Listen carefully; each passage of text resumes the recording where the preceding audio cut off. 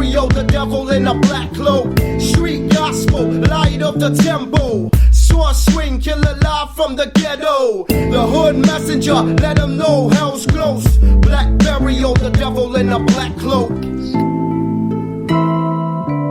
Yo, what is up? I want to welcome you to the Street Gospel Podcast. I'm your host, Dave One, and this is episode number 11.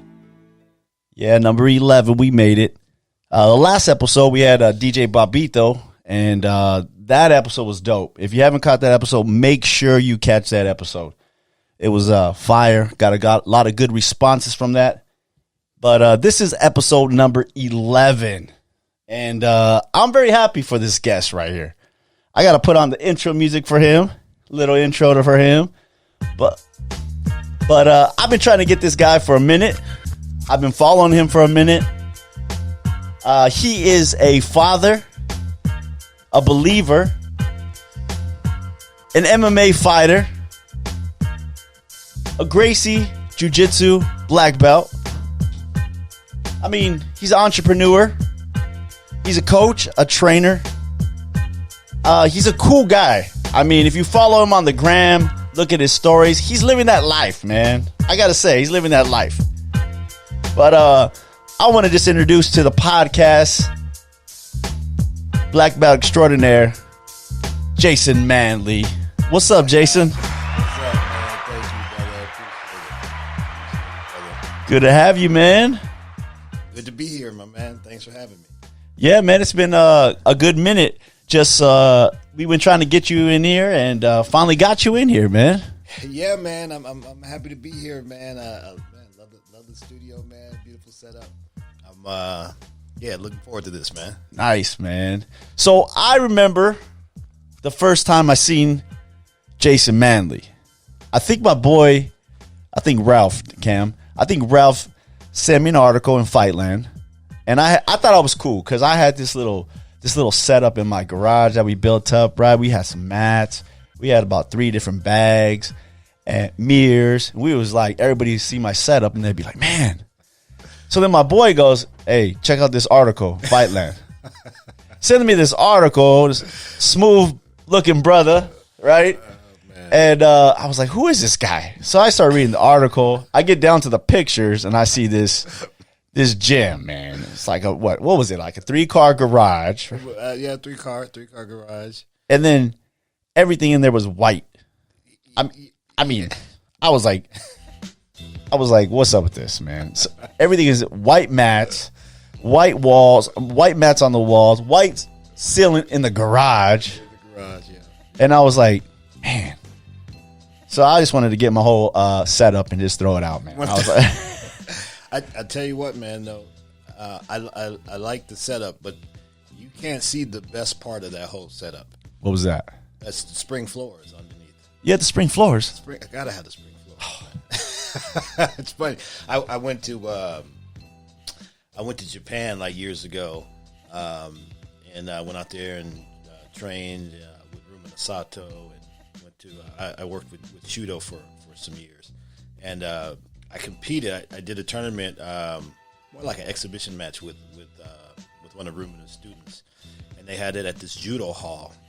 And when I got on those mats, man, they had the spring floors underneath it. It was the absolute best feeling I've ever had on a mat before. I mean, what does it do? I mean, it gives it more of that mattress type feel? Yeah. So if you it's a little firmer than that. But if you've ever been like a lot of jiu-jitsu schools will have like that have elevated floors, right? They'll have like tires, right.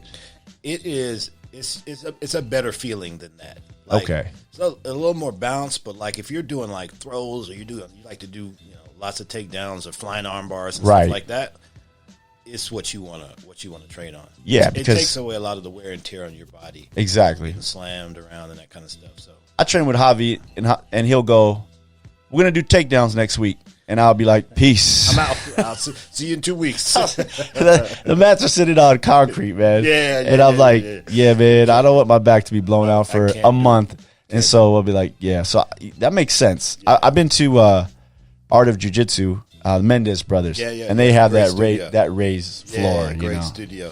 Yeah, you know, Phenomenal. Pat Tenori, great dude that designed the whole thing. Like he designs dope stuff. Is that Ruka? Yeah, right? the owner. Ruka guy, and right? he's the one that started the art of Jiu Jitsu. Oh, okay, I didn't know that. Yeah, that's their partner in that. Oh, nice. Yeah, but if you look at like Ruka and you look at that art of Jiu Jitsu, all the stuff Yeah. he designs is beautiful. Oh yeah, Dope stuff. I usually rock Ruka. My kids say too much. You know what I mean? It's almost like every day. But I think it has that feel, right? It's a good look, man. It's a good look. They make great clothes. It's not so young, and it has some good style to it. You don't feel like you're an old guy wearing young clothes. You're like, this is like some mature, sporty clean, stuff. Man. It's real clean. Design stuff, man. Right. The kids just trying to hog it for themselves, man. Don't let them discourage you. Right. So, where did your road start? As a kid? So which road are we talking about? How'd you get it? How'd you? I know you grew up north, right? No, actually, I just went to college up north. You went to college up So north. I actually grew up down here in Southern California. You did? Yeah. Oh, okay, cool, Yeah, man. So I we're grew on up the same here. level now. So I lived, so growing up, I grew up primarily here in Southern California, in Diamond Bar, California. Oh, it's right down the street. Yeah, not Oh, far so at all. when I invited you out, you were like, "Oh, I know where that's at." Yeah. I never Cool. ever yet. Okay. You know what I mean? The main thing, though, I know about that traffic, too. So I know. I was like, all right, My bad. Let me navigate this traffic. My bad. But no, we're good.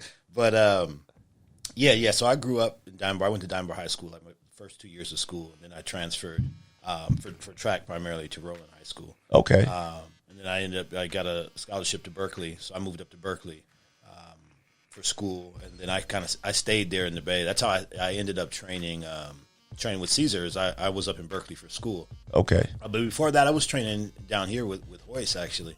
Yeah, I read that. You got your blue through Hoist somehow? Yeah, I got my blue belt from Hoist. I actually did most of my training with a guy named Jerry Jenkins, who trained under Hoist.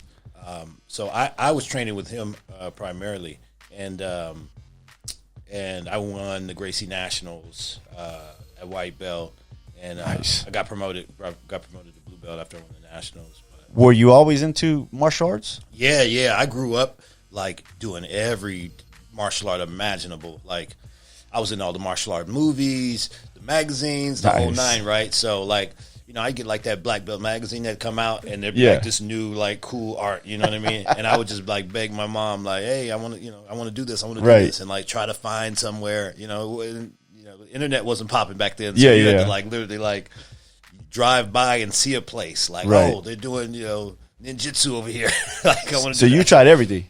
Man, I would have to.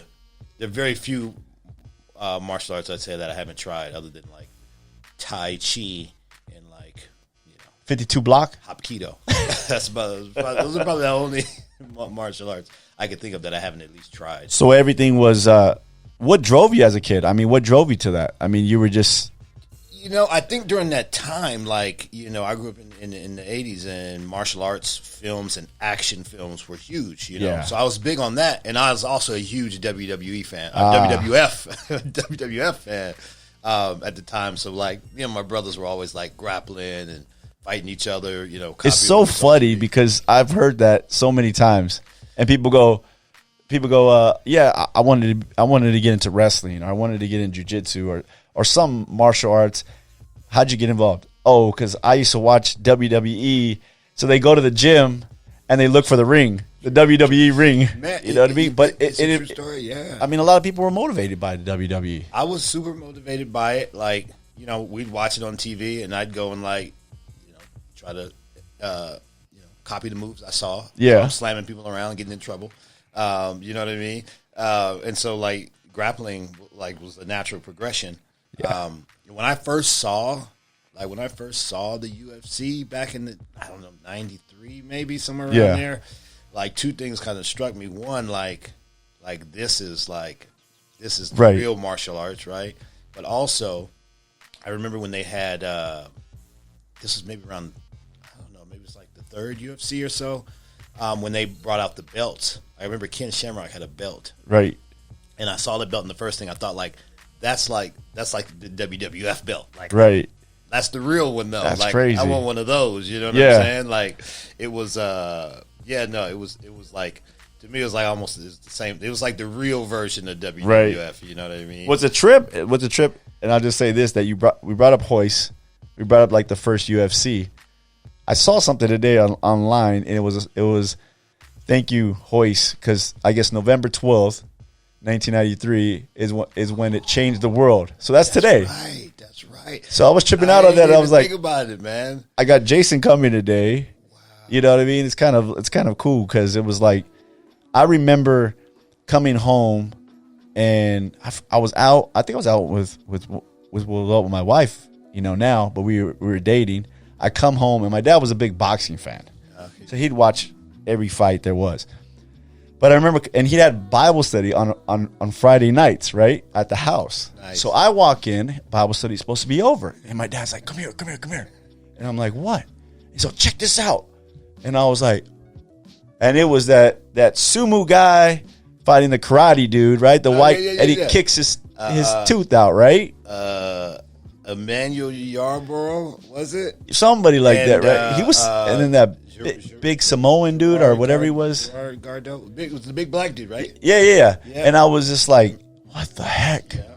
And then that was it. You know, it was like, that was the start of the UFC. And my dad, he would trip out on it. He was like, this is crazy. 'Cause no weight class, right? Yes. Just here, this guy. It was like a video game. Yes. This guy versus this guy. Dalsum versus E Honda. Yeah, Let's go. What it was, man. That's what it was. It was like the real, it was like the real life blood sport. You know what I mean? Like, I would watch that movie over and over and over and over again, right? So good. And this was like the real thing, man. Like, it was amazing. Genius. And then today was the day. So I was like tripping out. I was like, hey, that's pretty cool, man. That's super cool, man. Like, I feel like people don't give Hoist his respect. Right. You know what I mean? Right. Like, you can look at anything, you know what I mean? Like 20 years ago, 30 years ago, 40 years ago, and say like, oh, it's better now. Like, yeah, obviously it's better now. Things get better over time, right?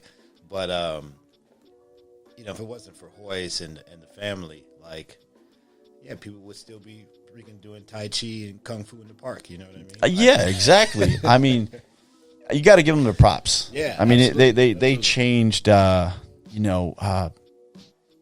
fight game. I mean, they made a lot of people a lot of money.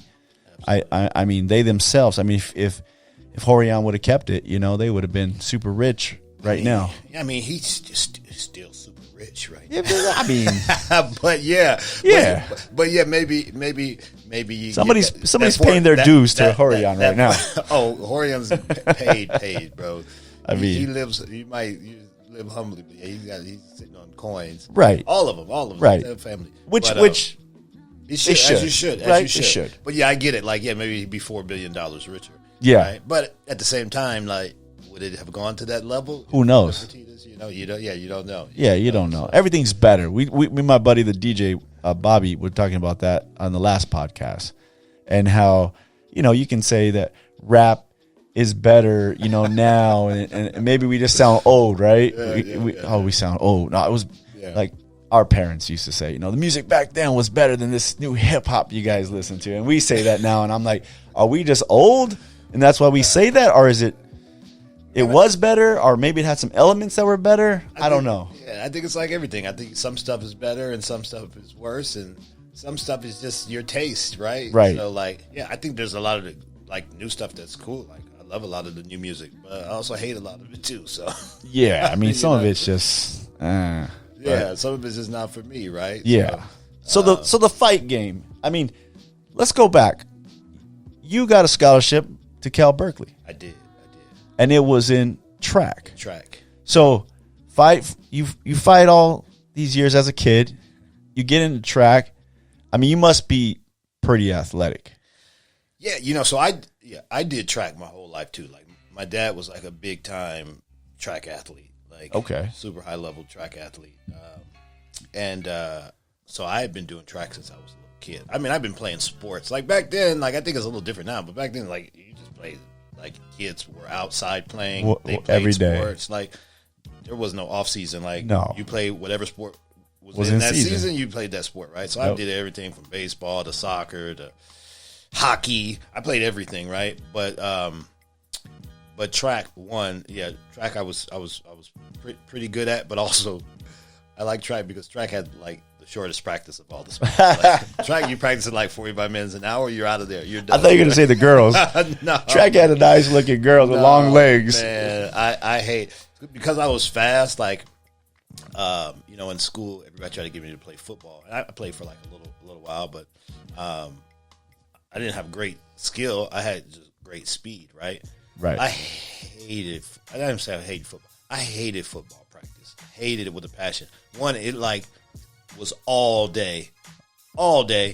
And I also was not at all, because I didn't like play Pop Warner or any of that. I was not at all used to the way that coaches were accustomed to talking. Oh, yeah.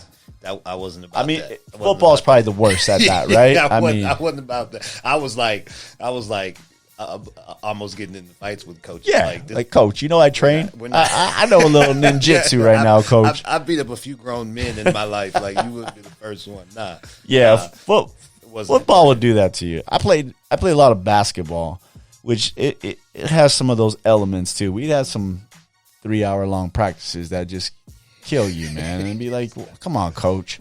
And it just, So track was your thing. Yep, absolutely. Were you good? I was. So I took third in state here in California, which is like pretty decent, right? on the national level. Like, so, I was recruited I ran the 100, 200, 400, and both the relays, 4x4 relay, 4x1 relay. Nice. I went to state here, our 4x1, 4x4, 400, 200. Took third and fourth in the state in California. We had a couple like Olympic qualifiers. Nice. That year. So we had some high schoolers, qualifying. I wasn't an Olympic qualifier in high school, but some fast people. But yeah. If you make it to state in California in track, you're doing something. I mean, if you get a scholarship, especially in track, you're fast. So, I was recruited. So Irv Hunt was the coach at Berkeley. He recruited me. I was his coach. I was me and one other girl were the only scholarship athletes that year, because that's how track is. Not like football, you don't get a bunch. Yeah, you only get so many openings, right? Scholarship athlete, male and female, for a place like Cal. But Irv was the Olympic track coach, so he was the U.S. track coach for the U.S. men's team. So my parents, I actually didn't even want to go to Berkeley. My parents wanted me to go to Berkeley. Oh, really? Where'd you want to go? Local? I wanted to stay local, like USC, UCLA. My parents absolutely did not want that. You get in trouble? Or? Oh, they just thought I was like going to be hanging out with friends, just hanging out. And they also thought that the emphasis would be more on athletics there versus at Berkeley, where they thought it would be more education. Yeah, and true. That's part of the reason why I did. So then you end up going up there, and then you hanging out with the Diaz brothers or something. Exactly. Maybe we should have done that. Meet these guys.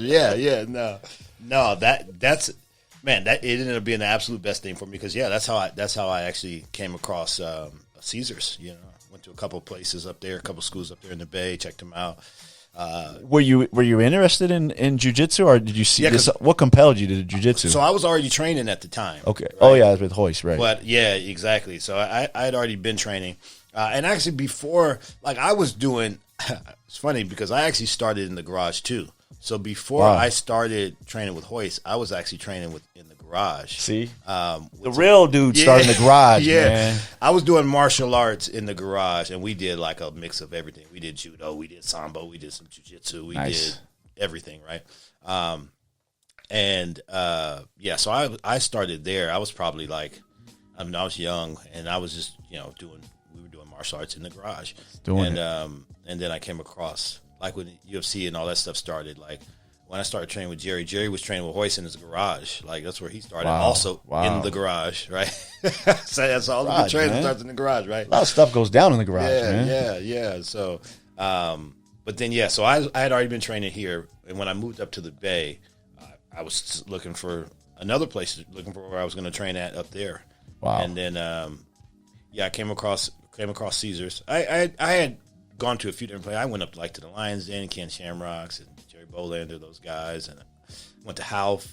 Okay. Half School. I went to a couple places, and I settled on Cesar's one because Cesar was like, I do my research, and Cesar was like producing like homegrown, like great talent, Right. And actually, me and Nick, it's funny because the way I had already been doing my research, and then I entered a tournament. I wasn't training, but I entered a tournament, and ended up losing in the final to Nick. Oh, really? Yeah. That's crazy. Yeah, he beat me on the guard pass. No, but yeah. Nick beat me. So he beat you on points? Nah, he beat me in the tournament, and Cesar was there, and I ended up because I was like emailing with him. Okay. I think shortly just before that, and I ended up coming in there like the next week or something. And he was like, "Yeah, man, come training." Were you training while you were still running track? I was. So it was a little dangerous, right? I wasn't supposed to be, but I certainly was. Like I'd go to track practice and then I'd go straight off to Cesar's and go train.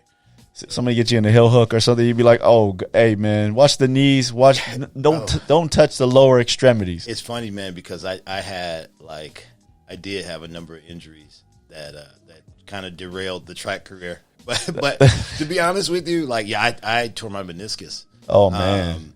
And it was just like a freak accident. It wasn't even anything. Like I didn't even know how it had happened until I went back and I was sweeping some big dude and he rolled on my knee. I didn't even feel it. I swept him, mounted him, tapped him out, won the tournament. My knee. Dang. It's gone. But I'd say that definitely slowed down the track career. But to be honest with you, I was kind of over it when the whole goal really was get a scholarship, go to a good college. And then when that happened, it was kind of all right, I'm here now, and I really don't want to keep doing this. Yeah. Too. I've been doing it my whole life. Right. So, and I was super passionate about training, about Jiu Jitsu and MMA and all that stuff, So track was just kind of a means to an end, Did you realize you were good early on? In track? No, in Jiu Jitsu. I did, actually. I did. And I think a lot of that was because I was, I grew up, with older brothers, and so I was always grappling for my life at home. The youngest brother is always the toughest one. Because you gotta defend yourself, you know what I mean? We only have 2 kids, but the little cousins, they're always the toughest, man. They just get beat up forever, Yep. and then they grow up, and then they're just the meanest kids that's tough. been punched in the face, They're thrown super around. Tough. Yeah, dude. My brother his friends would come over and he'd bet him money, go wrestle with my brother or go scrap my brother, and I would toss him around, dude, just crazy, throw these dudes around. But I knew honestly the first day that I trained, because you see the reaction, right. You see the reaction from coaches and stuff, and just coaches would be yelling oh, right. And I'd just be using sheer strength and athleticism. But it's I was a 400-meter runner. I don't think there's a better combination of that cardio, endurance and right. strength, right, than running 400s. And there's nothing more miserable you could do on this earth than run a 400. So. Yeah, because you can just sheer will somebody into tapping, right? It's just, it would just be, I'm just gonna wear you out because I can breathe longer than you. Yeah, I think once you start getting technique, because I think the problem that you have to learn is you want to keep the athleticism and you want to keep the strength and all of the attributes, right? But you want to put them to the side while you develop technique. Can't depend on it. Yeah, forever. You don't want to depend on it. You want to get you want to learn all of the technique, right? And then don't have 50% technique and 50% muscle, right? Have all of the technique, and then add the muscle and add the strength and everything else when you need plug that right? in. Because guys like that, guys that can do that, they're gonna be a problem, right? Sean Merriman, training with me. I saw some of your videos with him. Yeah, and so he's learning, he's really passionate about it. He's learning the technique and all that right. good stuff. But once he gets the technique and adds that to all of his physical attributes, what are you gonna do with him? I saw some of your videos today with him. He was Him and underhook. Him and J Bell, yeah. The skinnier guy was turning him around a little bit, and then you would see when Sean would get like into like Sean NFL mode and kind of just turn him back. Yeah. And then I was looking at that, and I thought the same thing. I thought Sean could probably do whatever he wants with this guy, but imagine if he got that little bit of technique in there, it's over. He doesn't have to use all that will and strength. He could just use that technique and save some of that for later. Well, here's the crazy part about it. That guy that he's training with, that's Jay Bell from the Cavaliers. He plays for Cleveland. Oh, is that him? He played. Oh, wow. Yeah, he's been in the league. A super elite level athlete. He's 6. You probably can't tell from the video, but he's 6'8". He looked pretty long. Yeah, he's 6'8", like 230. Yeah, right. So long. like, it's like you got 2 super elite level athletes in there. Like, they get technique. It's over. Yeah, they're gonna do well. I have a little theory on jiu-jitsu. Jiu-jitsu is more cerebral than people think. I think I've not that I'm a simple old purple belt. That's it, man. But what I learned is the guys that have some smarts. It's everything, right? Because I mean, my son's super smart, learns things quick, catches on fast. My boy Ralph, one of the smartest dudes I know, barely started training maybe like 3 years ago. But something about cerebral guys that when they get in the gym, they just get it. Well, because jiu-jitsu is a thinking man's game, 100%. Right. Like, when people say like, oh, jiu-jitsu is like chess, but I don't think people really understand like to what degree it actually is, because really what you're talking about, like, there's a few different ways. Like, ultimately, you want to control somebody and submit them, right? Right. But there's a few different ways you can control somebody, right? Like, you can grab them and try to force them to do what you want them to do, right? But you have to be physically stronger. You have to be significantly physically stronger in order to do that with someone, right? But then the smarter way to do that is to allow them to do, or to convince them to do what you want them to do, right? And you typically do that by leaving openings, right? But leaving the openings that you want them to take. Setting some bait. That's what the smart guys do, right? Yeah. They only leave the openings that they want you to step into, right? Right. And then after you've done half the work for them, or more than half the work for them, yeah, right? Then they set the trap, right? Right. But it's like, if you show your hand too early, you have to force it, right? Yeah. Versus like setting the bait, setting the transitions and the traps, and getting them to do most of the work for you, put themselves into the position that you want them to put themselves in. Right. And then you all you got to do is finish it off, right? So the guys that think several moves in advance, those are the guys that are always going to be the best guys, 100%. Like, just a thinking man's game. It's a thinking man's game, 100%. Like, that's what it is. It's not. It is like, think about it. Like, you could take the strongest, fastest, most athletic person in the world. They don't know anything about jiu-jitsu. Put them on the mat. See what happens. They're gonna get crushed. It's funny when you get those guys in there. I love when a guy comes to the gym and he's in shape and he's just yoked up, and he walks in and he's like, man, Javi, man, he's just like, Dave, can you roll with this guy? Wow, man, come on, man, this dude's big. And the guy just, it's a different game. It's a different game. It's a different game. And if you think about it, even the physical part, right? You have to think about that too. And if you don't know like where to exert your energy, where to save your strength, and so forth, like, it's gonna be gone. Like, you're gonna be gassed in the first minute, right? So it's a thinking man's game above all else, 100%. What's your philosophy on jiu-jitsu? Or do you have one? I do. I have several philosophies, but if I had to sum it down to one, it's attack. So you're attack mode. Is that Cesar Gracie style? Cesar Gracie style is definitely attack oriented. Because I know super aggressive, attack oriented. Javi, where I train, he learned from both, right? He got the Carlson side early on, and then he got, because he was married to a Gracie, he got the great, the other Gracie side on, and he kind of explained that to me one time, where it was like, you can have the attack mode, or you can have, the defensive mode, and then work off of your, to your attacks then. Yeah. I think both sides are important, and I think it depends on where you find yourself, right? Like, if you find yourself, fighting John Jones in the street, you might not be able to go in attack mode. You might have to survive until the cops arrive, right? So run mode. That's where the track comes in, bro. I would much rather prefer to be in attack mode 100% of the time, right? Because when you're in attack mode, you don't have to go into defense mode. You don't have to worry about defending, right? Right. But yeah, there's times where it's like maybe you don't have an option, right? Yeah. All you have is defense mode, right? Like think about like a 110-pound girl that does jiu-jitsu and she trains, and some like 300-pound dude is attacking her. Yeah. Right. That did some training too, right? Yeah. Knows some stuff too, right?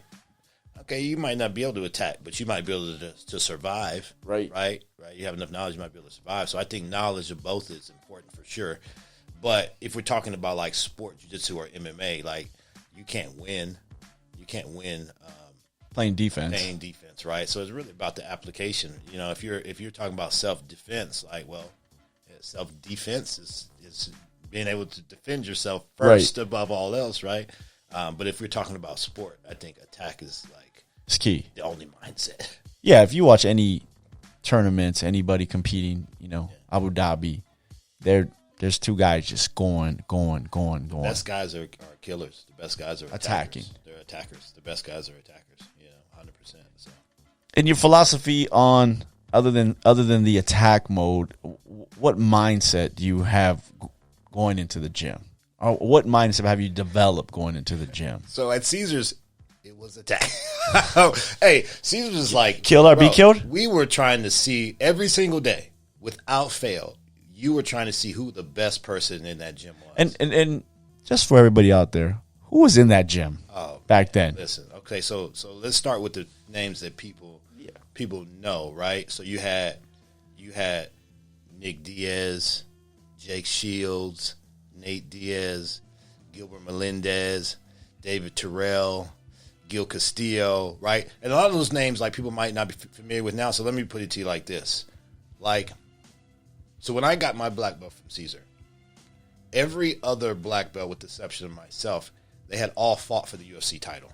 And then we had, on top of that, 2 brown belts that had fought for the UFC title. Fought for the title. For the title. Fighting the UFC is one thing. Fighting for the title is a whole nother thing. For the title.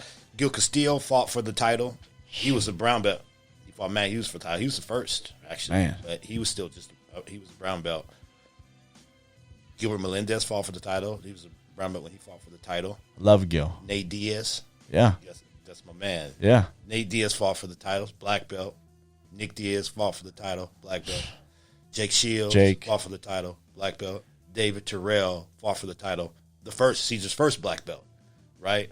And a lot of people that haven't been around for a while don't know about him, but those are just like the names that people know. There was a unlimited amount of killers in that gym. Did you ever feel like maybe I shouldn't be doing this? Going to that gym, or do you have a different mindset? Obviously, you were an athlete. You probably took it as a challenge. I absolutely. So I'm a competitive guy. So I see. This is what I see. Jason going, okay, cool. I got jacked yesterday. I'm coming back today, and then so when you're leaving the gym, you're like, let me chalk that one up. I got so and so today. I got so and so today. Hey, some days it's like, come back in a couple days. Like, okay, I'm gonna study. Yeah. Like, no, the change literally, it could be days. Literally, that's why I say it's a thinking man's game. There will be changes where it's like, okay, like I got smoked on Monday, and then Wednesday, I didn't even train. Like Tuesday, or even a few days, right? Right. But all I did was think about like, okay, like how was he passing my guard? How did I end up in this position? Like, what can I do different? And then, like, thinking about transitions. Like, well, I know he likes to pass like this, so I'm going to set this bait. And I think, I can hit this omoplata to this triangle to this, heel hook, right? Nice. Whatever, right? And it would it would work. Like, just going through, like, repetitions and transitions in your mind, right? you could go from like losing one day to coming back the next day and doing very well. And everybody, like all the top level guys in there, they were all doing that, right? And they were all coming for the kill. Like you might go and like train with somebody, like train 3 or 4 rounds and win every round. And like, okay, training's over, it's done. And they're like, hey, you want to go another round? Oh, and you got to say yes. Yeah. And then you win another round. They're like, hey, let's go another round. It's like one of those things like, who's leaving first today? If you're leaving first, you can't leave first. You can't just like, guys weren't just giving you that. Like you couldn't go in there and like have a good day, especially against somebody that was like beating you the day before. Like you couldn't go in there and like have a good day and they just let you like leave with that. Like, no, let's get another one. Let's get another one. And if they didn't get that day, they were coming the next day. Like, hey, they were calling you first. Hey, man, let's go. I got you first round. So, but that mentality was just like, it breeds like killers, man, because everybody, even like the young guys coming up that didn't have that skill level yet, like they started to get that mentality. And when you get that mentality, like the skill's going to come with it. You know what I mean? It's not for everybody though, right? It's not for everybody. Right. That was the other thing I said when you were talking about Javi and the two different sides. Like, I think the Gracie Academy side. Yeah. I think maybe it's a little better for business because there's more people that will that can ease them in there. They can adjust to that. They can deal with that. Right. But like when you talk about like a room full of just monsters. Yeah. There's a lot of people that come in first day and they're like, I'm done. This isn't the place for me. Like, I don't like jiu-jitsu. I mean, and that's some gyms are like that. 100%. Dude, the first day I went to Cesar's, the very first day I went to Cesar's, Cesar broke somebody's arm. Broke it. Like, Kimura, pop. Broke his arm. Americana. Broke it. Broke it. Like, bro, this is the instructor, bro. Like, you're not supposed to be in here breaking people's arms. Freaking Cobra Kai. Broke his arm, right? Like, coach. This dude in time, he's cranking, they're going hard, up, pop. I'm like, man, okay. Like, I don't know, man. I'm out. I'm like, but I came back and came and saw it again, and then, like, you know, ended up coming there and training. But yeah, first day, like, he broke somebody's arm. I was like, man, I don't know if this is the spot, you know. And anytime, like, I don't know if you dealt with this, but like, there's so much politics in jiu-jitsu. I don't know if it's more now or if it was before, but back then it was like when you were going to a new place, like, oh, be careful going to a new place, man. You know, they'll try to hurt. They might try to hurt you. They might try to like, yeah, I get it. That's jiu-jitsu. I mean, and that's true at some places. Some places, you know, you might get some hard rounds with somebody. You know, I think, you know what I like about visiting another gym, because you train at one gym forever, right? And you're going against the same guys every day, right? And you get a little discouraged, like maybe how my technique's not working. Yeah, they're used to it. They're used to it. You go to another gym, all of a sudden, you can see where you're really at. You're hitting everything, and you're like, oh, and they're like, well, what the heck was that? And I'm like, yeah, that worked. Surprise, right? Yeah, I love that feeling, man. How much of jiu-jitsu is styles? I mean, you mentioned the Gracie style, you know, Carlson Gracie style. I mean, we have the 10th Planet style. I mean, is there a style? Should people line up themselves with a style? Like, when I've been to a 10th Planet before. Yeah. Cool people. Yeah. Particular people. Right? You know it. Particular people. Yeah. It's not my not your cup of tea. It's not my vibe. I'm not as flexible. I'm not gonna go mission control and bust my knee. You know, there's a lot of stuff that I don't do. Yeah. If I go to like a Paulson gym and it's more of that old school that catch wrestling, then I'm like, I like that vibe. Prison rules. Let's do it. You know what I mean? And I love it. I love it's Paulson. Dirty. You know, it's like, yeah, I could do that. Yep. You know what I mean? Yeah. So I always tell everybody, like, you have to find your style that fits you. How important is that? I think it's the most important thing, right? For a couple of different reasons. One, like, the style has a very big impact, and you can just see that from like different eras of guys that crush it. Like if you look at like what the Henzo's guys and the Danaher guys are doing now in the jiu-jitsu scene, like they're crushing dudes. Like what, you don't think that their style has something to do with that? True. Like you don't think their style of training, their style of coaching, their choice of techniques has something to do with it? It has everything to do with it, right? So like you can pretty much see that the style that they're doing right now is superior to the styles that other guys are doing right now, right? Totally. If you look at guys like Lloyd Irvin, like Lloyd, I feel like Lloyd doesn't even get his props in a lot of senses too, because it's like Lloyd always constantly produces new guys that you don't know, you haven't heard of, they didn't train somewhere else, they just popped up on the radar training at his gym. Keenan. Yeah, all those guys. He always has guys. Yeah, always has guys, always has kids, always on the podium. Right. Right? He got the little bad rap for a couple of things that kind of For sure. of shed some dark on him or whatever. Yeah, and I don't know either. I don't know anything about it. I don't know anything the fact about it. that like he is convicted. But the winners he got. He's free, but I know he got. Yeah, I know if he got a jiu-jitsu, if he got had a jiu-jitsu hitters. school, like I'll send my kid. Yeah, I'll go train there. And there's a few guys like that. Like that's Cesar's. Like Cesar was producing guys like nonstop. Jiu-jitsu, MMA, he was producing guys nonstop. Right. You know what I mean? You have academies like that where it's like they always have guys, and I pay more attention to homegrown guys. Like MMA guys a lot of times like they'll move from here to there. Like, oh, I'm training over here now. I'm training over there now. It's like, okay, I want to know what gym is bringing up and producing homegrown dudes, right? That's what I'm about. Like I look at Uriah Hall, trained with me for years. That's my fam.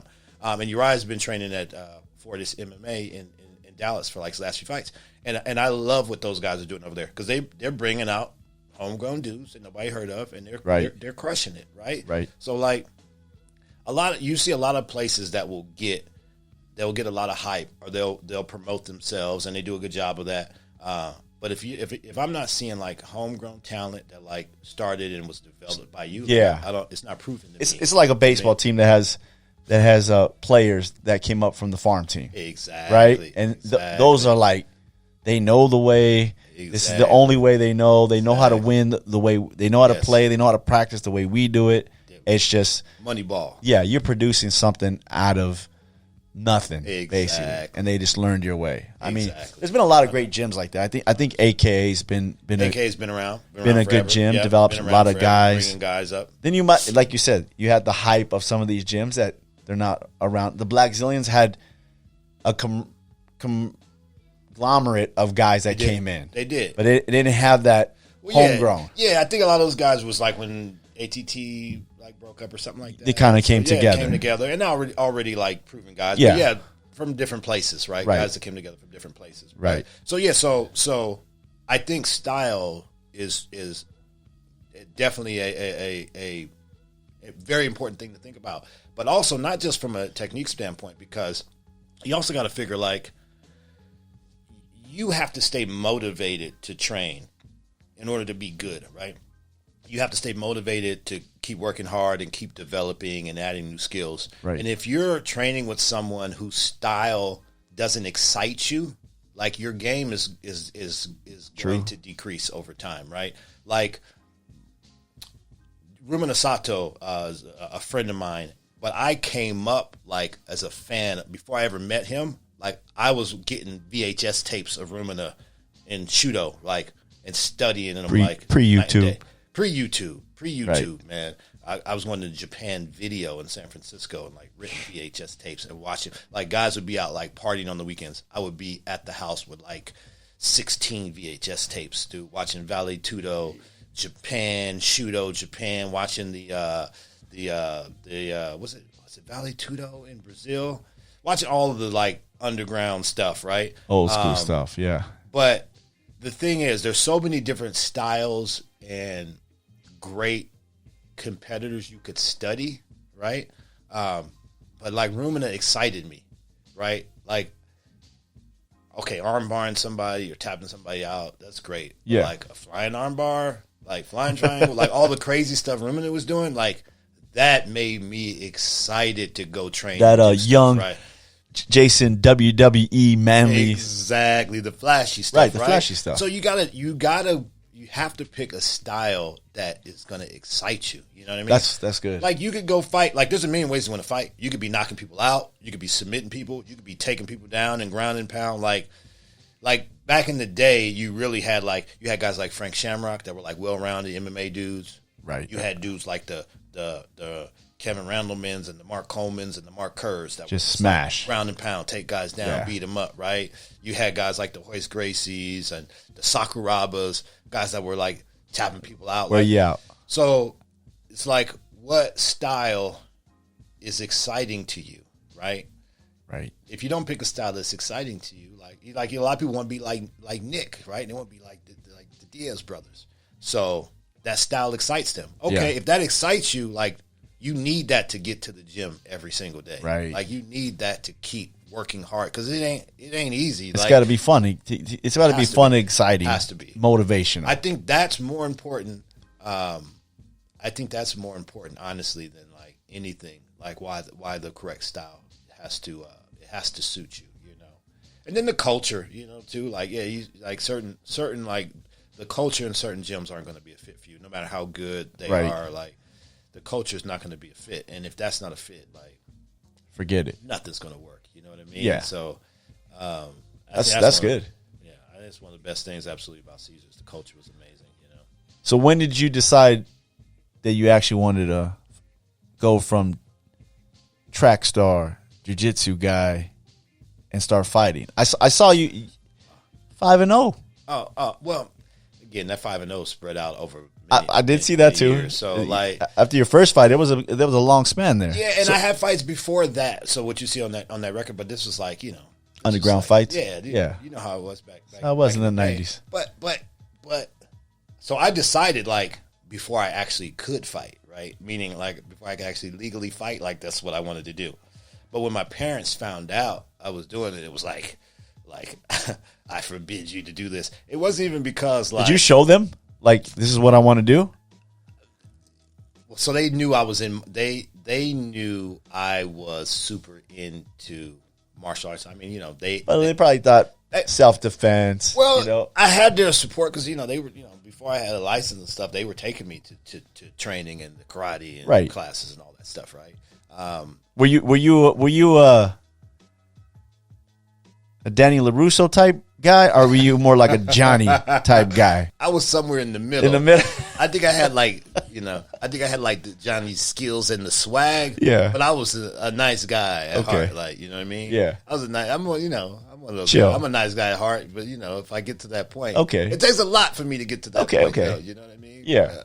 I'm a nice guy at heart, but yeah. So I wanted to do it early on, and I didn't tell my parents like when I actually like took my first couple fights. I didn't tell them, but then like I showed them like, oh, I got this trophy. Oh, I got this. Whatever, right? And at first it was like, oh, you did a tournament. I was a tournament, and then I think I had like a picture or something. They had a picture or something from somewhere, and then they were like, they were not having it. And I remember what really slowed me down in college because when I went to Cesar's, I fought under Cesar. Bro, it was like in like 3 weeks after I started training with him. Like I came in, trained. Oh man, he was having like a tryout, and me and Jake Shields came there the same day. Our first day there was the same day, and so we like grappled with everybody, and you know did that whole thing, and yeah, it was. Was Jake Green then? No, Jake was fighting. He was already super good. He was training he was training with Chuck Liddell at Slow Kickboxing, and then he had moved up also for school because he had a wrestling scholarship, San Francisco State. So he was just like, okay, I think I'm gonna come start training here. But Jake was fighting. I think Jake was pretty active fighting then. Like he was fighting a lot. But when I got there, so we came. He was having like a tryout thing. So he was like, hey, like, you know, you did great. Like you're on the team. Like we'll see you here tomorrow. You know, whatever. Like this is like the Gracie Fighter team, or Gracie Fighter. Okay, yeah, Gracie Fighter. So I come back the next day, right? Walk in the gym, like, you know, I just left track practice, right? And I walk in the gym. She's at the front desk. She's like, all right, man, get in there. She's like, train hard today. You're fighting in 3 weeks. Oh, man. It's like, I had to go some fighting in a few weeks, man. Sure enough, came in there training like 2-3 weeks later, man. Me and Shields both were fighting on this fight card up there. And it was awesome. Like, we came, Cesar showed up. Cesar, like, knowing Cesar how I know him now, but like, you know, I was like super nervous, not even because like I'm about to fight, but like we're getting there, and I've been running track my whole life, right? Yeah. So for track, like I would get to we would get to the track like 8 a.m. I might not be running until like 2, 3 in the afternoon, but we get to the track 8 a.m. I go run a mile or two, warm up, stretch, all that good stuff, chill, like an hour Get 15. your mind right. Yeah, and like an hour out from my race, I warm up again. Yeah. So I get there, do the same thing. I'm getting ready. Bro, we're like 10, 15 minutes to the fight, man. Cesar's not even there. Right? Oh, man. Shields is warming me up. I'm like, yo, what is going on? What's going on? They're like, all right, you coming up next. Like, I'm like on deck. Caesar's not there. We starting to walk out. Bro, as we start to walk out, like, bro, like I turn the corner, like, oh, Caesar's right there. He's there. Like, oh, he's here now, right? Dang. He's here. So, yeah, we go fight. We do well. We both win. And 4 ounce? No, I submitted to do a triangle choke to him, I think, the second round. Were you guys fighting with 4 ounce gloves? Oh, or yeah, 4 ounce. 4 yeah. ounce. I thought you said 4 rounds. Yeah. Yeah, 4 ounce. Yeah, MMA. Yeah, it was. Now, did your early on martial arts training, did you use any of that? Hell no. No, just straight grappling. Straight grappling. That was it? Bro, I literally, like, bro, I was out of shape. I mean, I won't say You weren't in fighting shape. I wasn't in fighting. I was in shape because I'm running track. Right. But Two different things. I wasn't training for a fight. I did like, I don't even know, virtually no sparring round. No, it's just like, but again, It's nuts, man. it wasn't that like, MMA training was not that structured at that time. Right. Anyway, right. But long story short, I fight, I win, right. And Full Contact Fighter, I don't know if you remember them, but they were like the big, like, MMA publication. They would put out like newspapers, I think like every 2 weeks or whatever. And they cover all the big events and all that stuff, right? So Full Contact Fighter ends up doing like a piece, and like me and Shields are in this magazine, and like there's this big picture, and nice. there's this article, blah blah blah. So my parents end up seeing this picture. No way. How? Because I had it, and then like a couple of friends, we had it at like the studio or whatever, funny, and man. then a couple of friends, Busted. like friends are like talking about it, they're bragging about it, and they're like reading the article, and then like a cousin of mine is talking about it. Man, And so you my got parents busted. have found out about this article, and like I'm not thinking anything of it, right? I wasn't really trying to hide it from them. The main reason I didn't tell them about it is because I didn't want them to like be nervous, like, oh, he's getting ready to fight. I didn't want them to like, Yeah. And then I'm nervous because they're nervous. Like, nah, I'll only tell you about it like after the fact. Like, And how old are you right here? man, I was a freshman in college. Oh, Freshman in young. college, or I'm I'm a freshman in college. I don't even Oh, know. man. Yeah, however old you a freshman in college. Yeah, like is, 19, right? 18? Yeah, Barely? exactly. So my parents found about this thing, and they're going crazy. Not even so much because I'm fighting, but they're like, track. You know what I mean? Like, because that's like the long vision. And like, I'm gonna go to college. I'm gonna run track. I'm gonna go to the Olympics. I'm gonna do that. That's the path. So you were just you just deviated from that whole So plan. long story short, I kept training, but I stopped fighting like during that. Was that the gap there? Because I know you. That was the gap, but then it was like, I always was thinking like, okay, because their whole thing was like, hey, graduate, do that whole thing, and so in my mind, I was like, okay, like I'll do the college thing, and then like I'll fight, Yeah. But then you do that, and then next thing you know, like I've got business, going, and all this other stuff going. So I kind of kept. It wasn't that I kept putting it off, but it was like. It was always something that was kind of standing in the way of it, And Yeah. the next thing you know, I'm like helping out coaching, and you start coaching, and you got students that are fighting. So now it's like you focus on their training, not doing your training. It just was like, one thing after another. You know what I mean? Right. Whereas, and it wasn't like I was like I love to train and I like to fight, but it's like I always got so much stuff going on that. It never two things. One, I wasn't putting the time into it that I needed to. Right. Particularly to take the type of fights that I wanted. You know what I mean? Yeah. Like to fight some of the to fight at the move up. the higher level, right? But also too, the other thing is like I knew that if I was really going to do it right, I was going to have to run 400s. And I was over that, bro. After I had graduated, I was like, Done? I don't want to run another like set of intervals in my life. Like, Yeah. I don't want to do it. is the most miserable thing. You know what I mean? I'd have the guys out there running. Like I would actually set up the interval training for all the guys. So like Shields and Gilbert. Yeah. Gilbert was a runner, man. Really? Gilbert was a beast out there running those, bro. Yeah, he was a beast. Nice. But Shields and Gilbert and Nick and Nate, all the guys, Terrell, they would go do the track workouts I give them. I did not want to do them. And is that how your coaching developed? Yeah. So that's part of it. We ended up having a Cesar Gracie partnership with Fairtex in San Francisco, and Jake Shields was teaching, was running that program there. And every now and then, like Jake would go out of town for fights and stuff that he had to do, or he was cornering Gilbert or one of the guys. So I'd go and I'd teach the classes while he was out of town. Was it everything or just grappling and focus was grappling, but we had fighters fighting out of there. So nice. But it's with Fairtex, so we got the highest level Muay Thai guys in the world in there too, and so yeah, I coached there. I ended up opening the gym. Me and Jake actually ended up opening the gym together in Berkeley, like right across the street from the school. So I had just like kind of stumbled into like coaching regularly, right? More so, and the thing you don't realize, like more so than I expected, the thing you don't realize too is like when you start coaching, like you start to get an attachment to the students, right? And it's not just like, because to me, it's like initially it's just like, oh, I'm gonna teach you guys some jiu-jitsu, and some guys want to fight MMA, like we'll train, get you guys ready. But it turns out like you're a life coach, like especially because where I was at, our school was in Berkeley, and it's like 99% college students, right?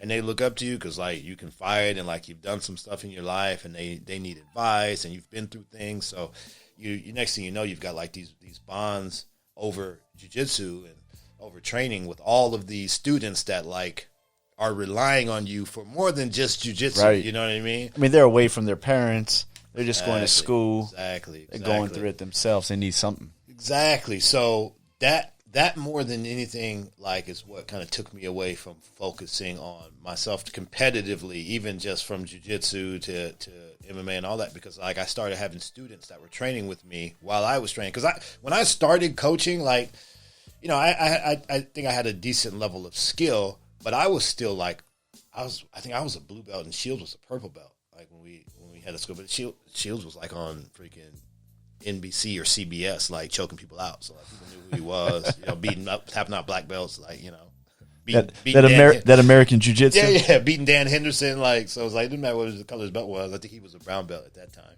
I remember that fight.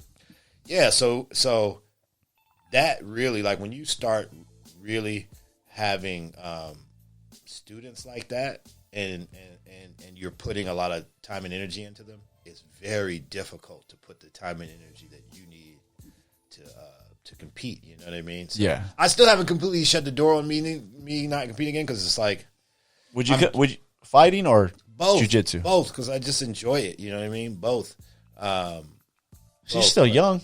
Yeah, I mean, definitely I can. Jake's still fighting. Do it. Yeah, Jake is a beast. I'm actually about to head out to Vegas after this and nice. train with him. He's out there now. Nice. But yeah, dude, so you might revive Superfly. Yeah, I hope so. I hope so for sure. I gotta see that. Like, I don't know if you know Antonio McKee. Yeah. But me and Antonio have been friends for like 20 years. Total monster. Son. I train AJ. I coach AJ. I coach AJ's jiu-jitsu and all the guys there. Baby Slice, Joey. It's funny that you say Antonio McKee. When my buddy started training me and Cam, he used to always say, "Look at Antonio McKee's stand-up. It's good.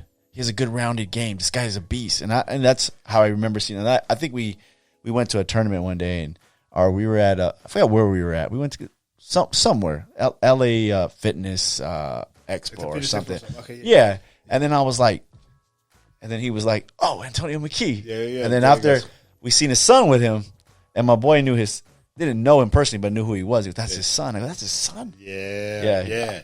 But so Antonio just fought a little less than a year ago. He just fought. Hadn't fought. Been fighting I don't forever. know how long. Antonio's at least 52. Phenomenal shape still. And here's the thing. phenomenal shape. He just fought, did well. But here's the other thing. None of those kids in the gym can beat Antonio crazy. On their best day, right? None of them, right? None of them. Why is that? Because he knows way more than they do. Like, he knows at least 20 years of tricks, worth more of information than they know, right? He knows more than they do. He's still super physical, like, and he's got the mentality above all else, right? So, like, you could definitely, you can still do it, right? Right. 100%. So he's a beat, and he's going to fight again too. So he fought on the same card with AJ. They fought on the same card. I cornered both of them, and I have to say I advised against it. I was like, Tone, I think this is a bad idea. Like, I know you can go out here, you can beat this guy, and I know it. It's like, man, why put all that extra stress on this? Right. I know make history and all that. I feel that. Father son fighting on the same card. It's pretty cool. Yeah. And I saw something where you were on. They canceled a fight for you, right? Were you on the Liddell Ortiz? I was on that. What was that number 3? Yeah. That was that. Yeah, it was number 3. That was a year ago. Yeah, I saw that you were on that card. Yeah, so I was on that card. I was actually fighting a friend, Tom Galecchio. But Tom got sick the week before of the fight. Yeah. So that it ended up not going down. It's funny though too because my nutritionist, Dr. Capo, shout out to Dr. Cop, Dr. Matteo Capodaglio, he was telling me that I shouldn't be fighting because I had got a staph infection and I was on antibiotics for like 2 weeks. It's like you really need to not be on antibiotics. Like going into a fight, it's like it's not a good look for you. It's just not a good look. But it's like, man, I was already kind of committed to that. What was your motivation behind that one? Just one, I love to compete. I love to train. I love to fight. But also, too, it's like I'm training all these guys, right? So at that time, I think we had like Edmund Shabazi had a fight coming up. Me and Edmund were training hard every day. And Mickey Gall we were training hard. AJ, right. Joey Davis, all of us. I had, a big crew of guys. So you just got motivated super again. hard. Well, it wasn't even just the motivation, but it's like when they're fighting, I'm fighting because I'm training just as hard as they are, right? Because I'm getting rounds in with all of these guys. Right. So it's like, man, I'm doing the work. I might as well get to enjoy the result too. Yeah. You know what I'm saying? Yeah. That's the hardest part. Like, because there's some times where it's better for me to be watching the training than it is for me to be in the training, right? But then there's other times where it's like, okay, we're fighting a grappler or we're fighting somebody and we need this look, and I'm the best one to give you that look, so I'm going to be in there doing the rounds with them, right?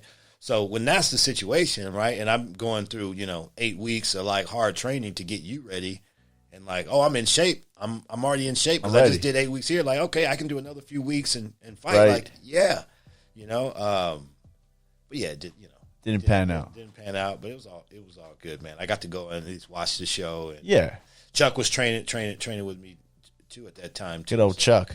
Yeah, man, love that guy, man. He's awesome. Old school, man. He's saying he's gonna fight. He's gonna fight again. So yeah, we'll see. Man, Chuck. It's hard. It's hard to tell guys to like.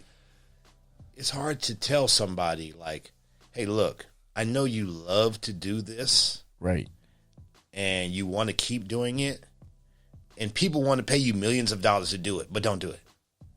Like, if you look at it from that perspective, it's ridiculous. Like. Right. You're telling me that don't do what I love to do and make millions of dollars because I'm not going to win, or I'm not right. Nah, I think I'll take the money. Is it hard having that conversation with guys just to be like, hey man, you just don't have it no more? No, I've never had that conversation. You know, yet. and honestly, like it's not your call. Well, I don't know that I would have that conversation because unless it's a health risk, unless it's like okay, like you're going to suffer. Brain damage if you keep fighting. Okay. Like, that's one thing. Yeah. But if it's just like, oh, you don't have it no more, like you're losing and you're not the star, like you're not gonna go out on top. Like, okay, whoever said that that's how you're supposed to go out? Like, it's great. And how many fighters, boxing, MMA, have really went out on top? Yeah, it's rare. I mean, if you look at the greatest of all time, Muhammad Ali, even at the end, he got whooped by Larry Holmes, and it was embarrassing. Yeah. And nobody remembers that now. They just remember he's the greatest of all time. Right. They don't remember that, right? So it's like nobody got into any sport anything like with the idea like, man, I just want to go out on top. I just want to go out top. You want to go out there and you want to have fun and you want to win and you want to make money and you want to be successful. Right. Like, but I don't think going out on top is like realistic. I don't think that is the ultimate success, because the reality is, if you ask me, it's like, okay, look at somebody. Let's say I'm a MMA fighter, and let's see, what's John Jones? I don't know how many times he's defended the belt, but whatever. Let's say I'm a 10-time UFC champion. Yeah. I've won 3 weight classes, right? And I'm undefeated. Right. I'm going out now. I'm going out on top. Right? Okay, if this is like the end of your career, or you got a bigger calling, or you got something else, that's great. But if you're just leaving now because you think that you might lose, like, there's no way for you to know what you could have done. Right. Like, you don't know how much is left in the tank. You don't know what status you could have reached, right? And it's like, where's the faith in that? You know what I mean? It's like point. It's like if you like I remember playing video games, right? Playing video games or something back in the day, right? And you'd be like beating up on your cousin or your brother beating up on you. And then you finally win one and like, all right, I'm done. I'm out. Like, I'm like, there'll be no revenge, right? It's like going out like that to me, right? It's the reverse of that. I always say the great champs take an L, right? But they come back and win. There's something great about that. Like, you Rampage. Yeah. Rampage versus Cam. What's our guy's name? Who was it? Was it not Ishii? Wait, no, Rampage fought Vanderlei. Oh yeah. So Rampage gets his butt kicked twice. I love to see twice bad in Pride, right? Well, let me just say for the record, man. Go ahead. I dispute that loss. Was it the first loss in Pride when he took Vanderlei down on top with ground and pound and they stood him up? Yeah. That was some nonsense. Okay, but yes, he took the L. He did that second fight though. He got those knees and it was ugly, right? So 2 losses. Yep. Kind of got a little beat up. Yep. Comes to the UFC. Yep. And Rampage beats him. Lays him out. Right? Yeah. Lays him out. Yep. And I'm like, yo. Because my mentality, just getting over one loss is hard. 100%. Getting over the second loss where you got kneed up. Yes. And then you say, I'm going to fight this guy one more time. Give me some revenge. I don't know if he's crazy or little bit, huh? I don't want to say Rampage's it. A great guy. He's a great guy, but no, Rampage has got like. But I'm thinking like there's something about that, right? Like you can take your stuff and go home, but to come back one more, that there's something great about when you take it out and you come back and beat that guy. If you're the champ, you get beat, and then you come back and regain your belt. I mean, I always go, okay, 100%. Like honestly, like if you look at the sport of MMA, like it's a sport, and there are people in it that fight. But then there's fighters. Not everybody that fights is a fighter. Like Nick Diaz, for example. Nick is a fighter. And the reason why I say Nick is a fighter is because, believe it or not, when Nick goes into a fight, like his number one objective is not to win. His number one objective is to fight and to see who is the better fighter, right? Oh. So if you look when Nick fights a lot of guys, like look when he fought like Carlos Condon or some of these dudes that like, even when he fought Anderson Silva, like he came to fight Anderson Silva. Come on. Like, let's forget the crowd is here. Let's forget this is the UFC, the biggest event in I don't know how long in the UFC. Let's just pretend it's just me and you here in the gym, and let's see who's a better fighter.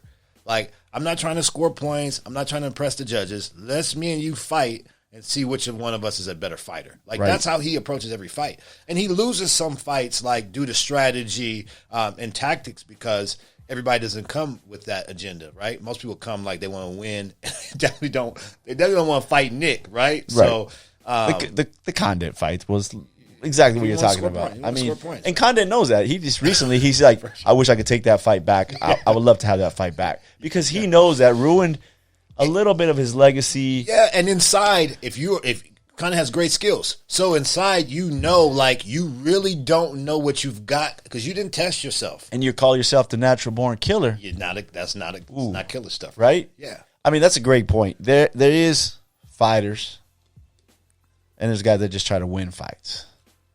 100%.